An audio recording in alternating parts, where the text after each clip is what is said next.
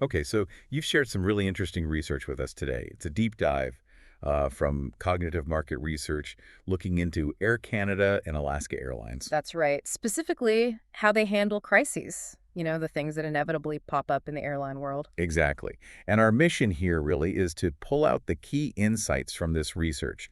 We want to give everyone a clear picture of how these big airlines get ready for turbulence, both literally and, figuratively. And how they get back on track afterward. Yeah. So we're going to look at their sort of core approaches, the tech they use, how customer feedback fits in, Their recovery plans, loyalty, the challenges, all of it. and how they aim for long-term resilience. Okay, let's get into it. Let's unpack this. Sounds good. I think this research really highlights how proactive they are, or try to be, in an industry where, let's face it, disruptions are pretty much guaranteed. For sure. What's interesting is seeing how they both have similar goals in managing these situations, even though they're different sizes, different customer bases sometimes. Absolutely. So let's start right there. Their basic approaches to managing a crisis. What did you think when you first looked at how they tackle this?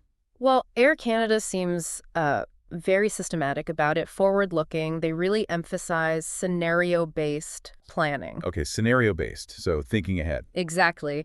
It's not just reacting. They're actively thinking through different potential problems. Could be weather, could be, economic downturns, and making plans before anything happens. Right. And crucially, they use feedback from passengers, from watching the industry, Yeah. and they keep refining those plans. So they're not just putting out fires, they're like running drills for different kinds of emergencies. Pretty much. Which should mean a more coordinated, hopefully faster fix when things do go wrong. That's the idea anyway. Makes sense, like rehearsing. Now, Alaska Airlines, their approach seems a bit different initially. Yeah, slightly different angle. Huh. Alaska puts a lot of weight on real-time awareness. They use their internal communication platforms, Right. plus data from customer service, almost like an early warning system.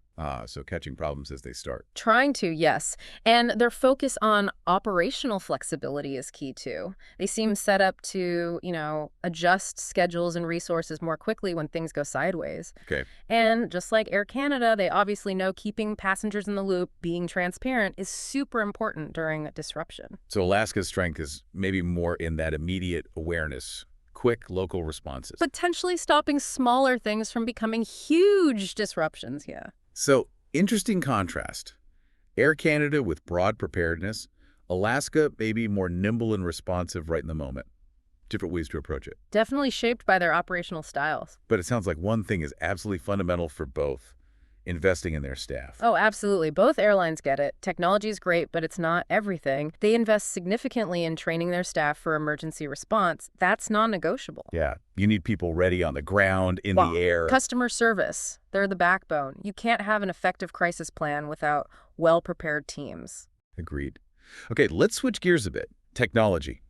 We know airlines rely heavily on tech anyway, but how do they ramp it up specifically during a crisis? Right. This is where it gets quite advanced. Both of them are using AI, artificial intelligence, and big data analytics pretty impressively. Okay, AI and big data. How? Well, they're not just looking back at old data. They use these tools to watch current flight operations in real time, and even to predict potential disruptions before they fully blow up. Like a super smart crystal ball for air traffic. Sort of. Think about it. These systems are crunching millions of data points constantly. Weather, maintenance schedules, crew locations, everything. Looking for potential bottlenecks. Trying to get ahead of the curve. Exactly. Using predictive analytics. And the benefit is? Well, huge. It helps them streamline rebooking passengers when things go wrong, manage cancellations better, make sure crews are actually where they need to be. Instead of someone manually figuring it all out. Right. The AI can look at all the options, connections, and find the best solutions faster, hopefully minimizing the pain for the most people. It's about containing that ripple effect. Got it. And it's not just the operational logistics, right? The research mentions social media too. Oh, yeah, big time. Social media listening tools are essential now. They let the airlines monitor, public sentiment during a crisis. See what people are actually saying, complaining about. Exactly. Identify concerns quickly, maybe tackle misinformation. It's a direct line to the customer experience. Very public. Which must feed right back into their communication, letting them tweak their messages. For sure. And then there's the tech the passengers interact with directly, the mobile apps, the websites. Crucial. Absolutely critical for getting real-time updates out. Flight status, alternative options, personalized help if you're affected. Clear, accessible info is everything in a crisis. Totally. Being stuck somewhere with no idea what's happening is maybe the worst part for travelers. Okay, shifting focus again, customer feedback. The research really stresses its influence. How are they using what they hear? It seems like customer feedback is a really vital guide for both airlines, during a crisis and after. They actively gather it: social media, surveys, direct calls to customer service. And they actually do something with it. That's the key insight, yeah. They don't just collect it, they use it to make real changes to how they operate their policies. Can you give some specific examples from the research? Sure. Air Canada, for instance, uses feedback specifically to fine-tune how they communicate delays and cancellations. Making sure it's clear, timely, maybe empathetic. That seems to be the focus, getting the messaging right. Alaska Airlines seems to use feedback more to adjust actual policies. Like, Things like how they handle compensation, the rebooking procedures, even the service quality during disruptions. So both value the feedback, but maybe act on it in slightly different ways. Interesting. So it's not just about managing the immediate crisis. It's also about learning, improving their systems for next time based on what passengers went through. exactly. Both airlines clearly understand that how they treat customers during a tough time directly impacts their reputation, loyalty, everything long term. Makes sense. Being responsive, showing you've heard the feedback and acted on it, that's how you start rebuilding trust after things go wrong. Yeah, absolutely. So, okay, a crisis hits. What do their recovery strategies actually look like on the ground? Again, some differences. Air Canada seems to really prioritize clear, fast digital communication, getting info out quickly through their apps and website. Keeping people updated on itineraries? That's a central focus. And they also emphasize tangible compensation vouchers, refunds, trying to make amends for the hassle. That proactive digital communication feels essential now. Everyone expects updates on their phone. What about Alaska? Different emphasis. Seems so.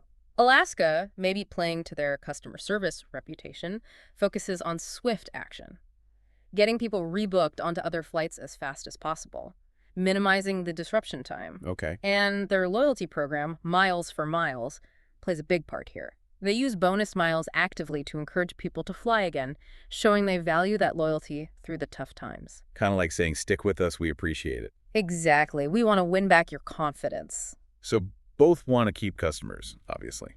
But Air Canada leans towards communication and compensation. Alaska maybe more towards service speed and loyalty program perks. But the common thread is trying to maintain trust by adding value somehow, right? Nah. Flexible ticketing, special offers for those affected. Right, showing they're trying to make it right. It's all part of demonstrating that commitment, going the extra mile to regain confidence.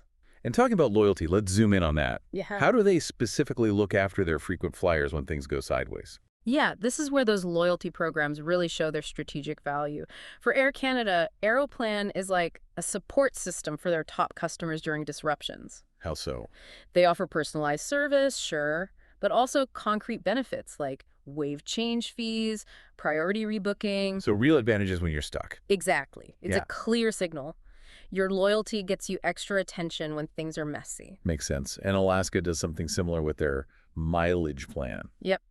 Alaska also uses mileage plan to prioritize frequent flyers. That could mean priority boarding on the next flight out, maybe free upgrades if possible, and those bonus miles we talked about. Specifically targeted at loyal customers hit by the disruption. Right. It reinforces the value of that relationship, gives a strong reason to stick with Alaska even after a bad experience. It really highlights how much they value those long-term relationships. It's not just about the immediate crisis fix. No, it's about keeping those valuable customers loyal for the long haul. They see these programs as more than just marketing then. Definitely. They're integrated into their crisis recovery, their customer retention strategy. It's fundamental in such a competitive market. Okay, but even with these plans, the research points out challenges they still face, right? It's not always smooth sailing. Oh, definitely not. For Air Canada, the big challenge mentioned is just the sheer size and complexity of their network. Covering so much ground. Exactly. So when disruptions hit, especially in multiple places at once, it can cause this massive cascading effect, delays everywhere, widespread frustration. The domino effect. Precisely. Trying to balance efficiency and consistent service across that huge interconnected operation is a constant headache for them. A major challenge. I can imagine. What about Alaska? Smaller scale, different challenges. Their challenge seems more focused on maintaining that high customer service reputation, especially when dealing with a large number of upset, displaced passengers all at once. Even with good training. Even with training, handling that volume of frustration while still delivering the service standard they're known for, it's a delicate balancing act. That tension between providing great support and just the practical limits of resources during a major event. Scale versus service rep. Makes sense. And there was also a broader external challenge mentioned. Yeah, the whole issue of rapidly changing travel restrictions. Think pandemics, geopolitical events. Things outside their control. Right. It adds a huge layer of unpredictability to their recovery planning. They need to be incredibly agile and adaptable now more than ever. Planning for a snowstorm is one thing.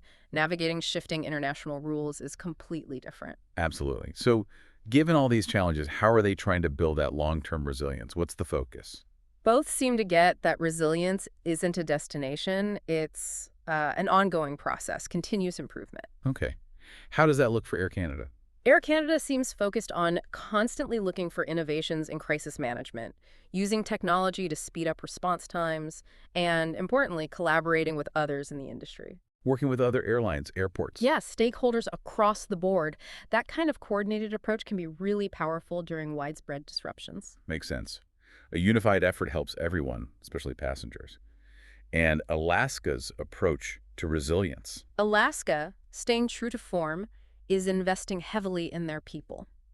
That customer service focus drives their investment in ongoing comprehensive training. Empowering their staff. Exactly, making sure their teams are well prepared, confident, and able to handle a wide range of crisis situations effectively and, with empathy. For them, a skilled, empowered workforce is key to resilience. Interesting. So Air Canada looks outward, a bit more tech, industry collaboration, while Alaska focuses inward on strengthening its workforce. But the core idea is the same. Resilience is strategic. It's essential. Yeah, both get that unexpected problems are just part of flying. So continually refining processes, investing in capabilities. It's crucial not just to survive the storms, but to come out stronger. And this deep dive really shows how they're thinking about that. Proactive, adaptive strategies. And there was that fast fact in the research too, which really drives the point home. Oh yeah, that was striking. A 2023 aviation survey found that airlines with proactive crisis management, like we've been discussing with Air Canada and Alaska, They recover faster. 30% faster recovery time on average, and maybe even more importantly, 25% higher customer satisfaction after a crisis compared to airlines that are less prepared. Wow, that really puts numbers on the benefits of all this planning and investment. It really does. It shows it's not just PR. It directly impacts operations and, crucially, passenger trust and satisfaction. Okay, so let's try and wrap this up.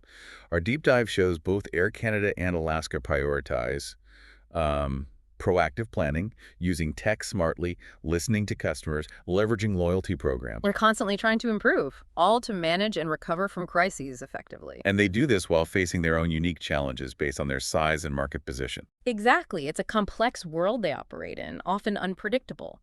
But their approaches show they understand that critical balance between running efficiently and keeping customers happy, keeping their trust. Right. So thinking about all this complexity and how important customer loyalty clearly is in their strategies, it does make you wonder, doesn't it? What's it that? Well, what does this all suggest about where air travel is heading? The relationship between airlines and us, the passengers, in a world that seems increasingly unpredictable. That's a big question. And maybe even broader. What could other industries outside of aviation learn from these kinds of proactive, customer-focused approaches to building resilience when things inevitably go wrong? Gives you something to think about. Thanks for joining us on this deep dive.